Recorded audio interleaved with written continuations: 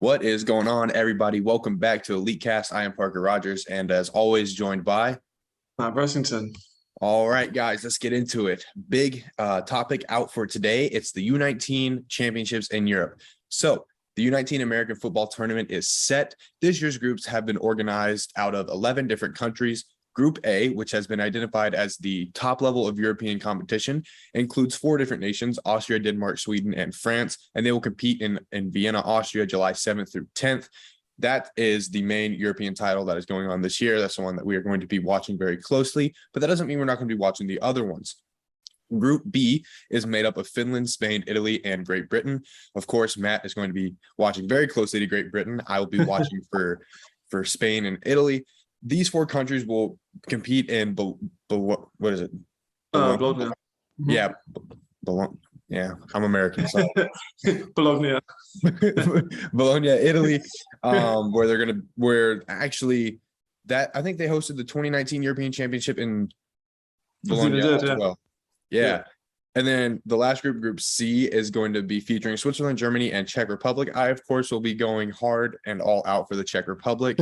Although this group is made up of 3 nations, many football fans are excited to see Germany coming back to the international competition stage, and they're looking forward to seeing the Czech Republic compete for one of the first times. Now, while there are only 3 teams in this division, they're going to be competing in this sort of round-robin fashion, beginning with the Czech Republic against Germany on July 6th, followed by Germany and Switzerland on July 9th, and Switzerland and Czech Republic on July 12th. So, having that basic framework laid out, we're going to start going group by group, starting with Group A. So, Matt, give us a little bit of a rundown on Group A. What do you think? Who are you going for? Who do you see winning it all in Austria while you're there, being able to watch? Yes. So I've just touched down Austria. I've been here for a couple of days, and I'll be here for the games, hopefully all of them. But we'll start with the obvious one, Austria, of course, home ground, which is going to make a lot of important things. They're a 4-time winner. They're the current reigning champions, and they are excellent. They're overall great team. They're fundamental. They're solid. They've got homegrown talent throughout Europe. Like, there's a lot of teams in the ELF and GFL, and they've all got Austrian players. They are one of the most iconic teams when it comes to European American football. It has Sweden as well. They feature the 2017 champions and the 2019 finalists. So a lot of championship pedigree. Kind of a team trying to come back after, obviously, 19 finalists, been a couple of years. They can try and come back into being into serious contention. And then France as well, another 2-time champion, another very, very good team. Actually, I had the privilege to watch the under-19 team when it came in second, I think a couple of years ago, when I played for Bristol. Just an outstanding team again. Size, strength, speed, coaching. They're brilliant. And I think everyone knows that France and Austria probably are going to be the 2 teams that are going to be expected to be in the finals. And then Denmark, who have never won. They're coming off a huge win against Great Britain, which is a big confidence winner. Not best for me, but but yeah, they're coming off a big confidence boost. They're obviously the Scandinavian teams. They're all huge. They're all 6'5" plus in the lines. They got huge size in the trenches, and that gives them a huge advantage over like the other under-19 teams. Because one thing that a lot of teams don't have is size, because they're U19 and younger men. Denmark don't have that issue. They're all huge. So same with Sweden, same with Finland and other nations in that area. But they have never won the championship. And I think that could potentially play into part of this. I reckon it could be a lack of championship experience for them potentially. And I think that may show. I'm not sure. I guess we'll see how it goes. But I don't think that's something that the other teams will necessarily struggle with. Denmark will play Austria first as well, which is also a big challenge coming into Austria to play Austria in front of a home crowd. They're the favourites, in my opinion, to win the whole thing. They're the reigning champions, and they're the team that's won the most championships. So it's if they can come in and make a statement, that would be amazing for Denmark. But the Austria are definitely the favourite in that game. And then Sweden take on France. That's going to be an outstanding contest. I think both teams talent throughout. And I think that will be a really close game. I can see that going down to the wire, like one score, maybe even game-winning score. Scenes will be crazy. I think I'm going to take France on that game now. What about you? Smart man. I'm going to take France in that game as well, just because of the pedigree that France has built up over the past couple of years. Just for the lifetime of American football in France, we all know it is really good. And I'm going to speak here from a matter of professional football aspect. So across Europe, we do know that some of the greatest leagues in Europe for professional football, aside from the ELF, have been the GFL, the France League, and the Austrian League. Austrian League obviously has been one of the greatest and most prominent leagues in Europe. So with that, I'm going to be taking Austria in the first game. I do know that, Raiders and the Vikings are going to have a lot of, probably going to have a lot of players. I haven't been able to find a roster for the Austrian national team yet. I have found a roster for Finland's national team. I've had insight on the German national team and the Czech national team and the Great Britain national team. Haven't been able to find Austria, but I do know that they're going to be having a lot of great players with a lot of size and a lot of talent, just because they have that experience and that, like as you're saying, that championship pedigree. So first game, I'm going to be taking Austria. Second game, I'm going to be taking France. And then if that, holds up, championship game, Austria versus France, I believe that could be a very, very good game. Very narrow. Coming, like you said, this game could be coming down to the wire. Coin flip going Austria. They're at home. They have the home field advantage. They have the home crowd advantage. They're obviously going to be coming off a first round win, coming into a championship game at home. Want to impress the crowd. They're going to be having all this energy. I'll take Austria, winning overall in Group A and a very close game against France. Okay. Well, I'll go the other way then. I'll pick France for the championship. I mean, they're my close nation rivals, but I'll allow them this one. Obviously, Britain and France go way back, but I'll give France the edge on this one. I'll be cheering them on if they get to the finals. But yeah, I think the Austrian team have been quite low key with who they got. Obviously, a lot of other teams have published their national rosters, but Austria have been a bit more on the down low, which is fine, but makes it a lot harder to make predictions on the team if you don't know who's on the team. But yeah, like you said, they've got teams that are in the ELF. They've got youth teams that have always competed, and they've got a lot of talent throughout that whole roster that we are assuming is there. All right. Moving on to Group B, we have Italy, Great Britain, Spain, and Finland. Matt, Great Britain, how do you see them faring in this group? I'm hoping for a turnaround. We started well against Denmark. I believe it was 20-6 at halftime, something along those lines. I think we scored first as well, and then things went downhill. Lots of I'm going to say teething problems. It's the first game they played together. It was a short. They don't practice all that much. That's the thing that is a little bit worrying for me. They've got a lot of talent though in that team. A few changes from the Denmark squad, but overall they got a solid foundation, and I think it could potentially be they're probably one of the favorites in the group. I want to say that might be my location bias, but I think it's them and possibly I'm going to go for Italy. It's home field advantage for them. They do have some talent. They've got the championship game in Italy just wrapped up, and they've got the Milano Seamen who are going to be joining the ELF. And they got Lazio, who are a good team. They got Florence, obviously. So I think Italy are going to be having quite a good time with that one. Spain are always really, really quick, really, really fast. Finland are always really, really big, really, really strong. So it'll be that one. Actually, that group I feel like could be the most surprising. I feel because you got the quickness of Spain and the strength of Finland, and then the home field advantage for Italy, and then you got the kind of inexperience for Great Britain. We have not played that many games in the last couple of years. I remember when I was on the under-19 team, we played Holland. After that, we played France, and then there was a big layoff for COVID. And now we're just coming back into the fold with the loss against Denmark. So we do have the facilities and the capabilities, but it's just whether or not we can put it all together, play as a team, and get that chemistry going. Exactly. I think one thing that we are missing is obviously the lack of NFLA players.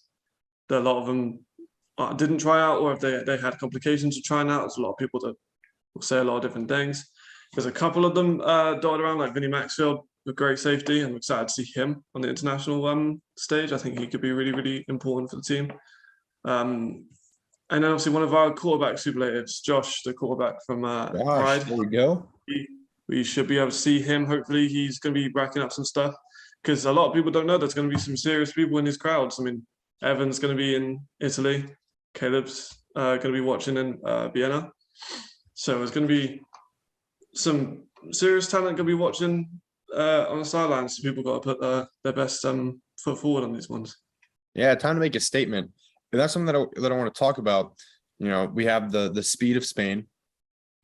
Sounds nice right there. And then the strength of Finland. So that kind of comes down to, well, what wins, speed or strength? Obviously, as an offensive lineman, I'm going to say strength. 9 times out of 10, you're going to get overpowered. So I do see Great Britain shining, just coming off of a little bit of a difficult loss against Denmark. I think they're going to be more motivated to perform at a higher level. Obviously, there is a lot of championship pedigree within Great Britain itself. So if they're able to all bring that together into one team, get that chemistry going, understand the coaches, understand the players, they're going to be able to perform at a high level. Moving on, I really do like Spain. Spain has a lot of potential. They really do have a lot of speed, a lot of quickness, athleticism, and some really great players that we don't really talk about all that much. So I think I'll take Spain on that front. Yeah, I really like Spain. Like we've talked about before with the ELF, they have some crazy fans. Their fans are Yes, they always show up. And that puts a lot of energy into the team, into the coaches. That puts a lot of confidence into the team. So that's something that we really need to be looking out for, is the confidence that the fans can put into the players, and that will translate automatically onto the field and the success that they have on the field. Obviously, talent does play a large aspect in that. So if we're going off that, Great Britain against Spain, I will take Great Britain. However, if there is a situation where Finland does come out on top, I will have to take Finland against Great Britain just because of size and stature. That's just my personal preference. But I do like Great Britain. Obviously, the lack of NFLA players does create a little bit of uncertainty, just because NFLA is one of the top, it's the upper echelon of football in Britain. So that's my take on Group B. Now, obviously, the next one that we're going to be talking about, Group C, this is the one that I am the most closely affiliated with, so I'll take the lead on this: Switzerland, Germany, and Czech Republic. All right, guys, I'm going to start with Germany. Germany is probably one of the most decorated, the GFL is one of the most decorated football leagues in all of Europe. Obviously, we have a lot of great players, a lot of great teams. Where do you even start? We have the Cologne Crocodiles, First T Razorbacks, Dusseldorf Panthers. There's the Dresden Monarchs, the Schwäbisch Hall Unicorns. I mean, the list just goes on and on and on. There's a lot of great players, a lot of great teams. And this is one of the highest levels of football. Last year, I did a piece for Europe's Elite on the GFL Junior Championship. I believe it was Cologne and First. It was a great game, a lot of great talent, a lot of great size and speed. Obviously, with the guys that are coming from all those different teams coming together, they're going to be able to build a really good team. I haven't been able to find an official roster for Germany, but I do really, really like Germany in this group. Obviously, it's their first. They're coming back to compete in international competition. So while I do believe, with a lot of other people, we did post this on our Europe's Elite page, and a lot of people in the comments were like, "What? Germany's in Group C. They should be in Group A." I agree. Germany should be in Group A. However, they haven't competed in a while, so they aren't, put in that higher group. They're, have to work their way back up to Group A. So I do like Germany. However, coming from the Czech Republic, playing with these guys in the Czech Republic, I am going to have to make a few mentions on their team. So starting out for the Czech Republic, some people to watch. We have linebacker Ondra Kajlošek, quarterback Lukáš Boda, and then on the defensive line, there's Tomáš Jinček and Jonas Slava. Free safety, Sam. Oh, see, this is where I get really tested on my knowledge of the language. Bechine. Not sure if I said that right. We'll go with it. Strong safety, Jakub Čížek. Wide receiver, Tadeusz Valenta. Also another wide receiver, Tomáš Kvapil. And then somebody to really watch out for. He can play weak safety, strong safety, and corner. One of my best friends, Tony Kvapil. He's going to surprise a lot of people. This is his first time on the national team. So yeah, I do like the group in Czech Republic. They have a lot of chemistry, something that you talked about. like with different national teams, they practice together a lot. I have had like a personal insight into their practice schedule, how much they practice with tryouts and everything, starting from last year. They practiced last year, they practiced this year, and then leading up to these games this week, they've been practicing. So I do like Czech Republic. Switzerland, there's not much word on Switzerland. I think something that we need to clarify, I know for me personally, how I judge national teams, like how coming into this episode, what I did to kind of get a gauge on the national teams, I would just go and I would watch film from a bunch of different clubs, from like the main clubs from every country. That way I have a gauge on the level of competition and play from each country, just the different, the level of competition. For example, in Austria, I watched a couple, the Raiders, the Vikings, and a couple other people. And then for France, same deal. You're just able to gauge the level of competition, see how that would stack up if they're all put into a super team, which is basically what these teams are. They're super teams from the countries. So that's kind of how we get a gauge of the different countries. So for this, the Group C on July 6th, it's going to start with the Czech Republic and Germany. As much as I do love the Czech Republic, I think I will take Germany in this one just because of their size and pedigree. And then moving on to the next game, let's see, Germany, Switzerland on the 9th. I will take Germany again, winning 2 out of 3 there. And then Czech Republic over Switzerland on July 12th. I will take Czech Republic on that one.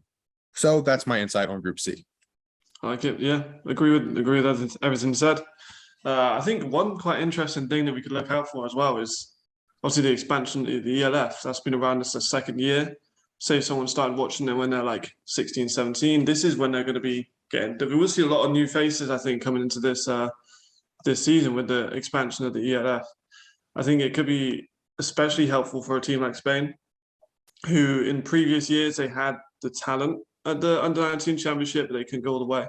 They're seen as like a pretty decent team, but with the Barcelona Dragons, I think with that, they've got that fan base. They could really inspire some people to get into that national team and switch to American football. And I think we could potentially see a couple new faces on that Spain roster that can really surprise us. Same with other teams, like Great Britain. Obviously, there's quite a few people who have never been in the national team before. The Group A, I feel like is pretty cemented. If you're in a Group A, you've got the pedigree, you've got the team. Germany, of course, are going to be excellent. Czech Republic, I think, could be a dark horse. They do have good teams in Prague, and they come from that eastern area with the size and the strength that is commonly associated with it. So I think they will probably come in second above Switzerland, with Germany taking the top of that one as well. So I do agree with you on Group C. All right, there we go. Yeah, and I think that's a really important thing. Just with the expansion of the ELF, with the ELF growing and getting more popular and prominent in Europe right now, I think this is this could be used almost as a sort of a tryout for the ELF. If you have a lot of the major guys watching, coaches and everything, probably going to be tuning into some of these championships. If you have a standout game, if you have a dominant, stellar performance, you could see that translate into playing in a professional league later on in life. I mean, you're what, 17, 18, 19 years old. And if you're on that upper end at about 19 years old and, you're looking to further play further in your career, if you have a good game, that could translate over into maybe potentially making an ELF roster one day.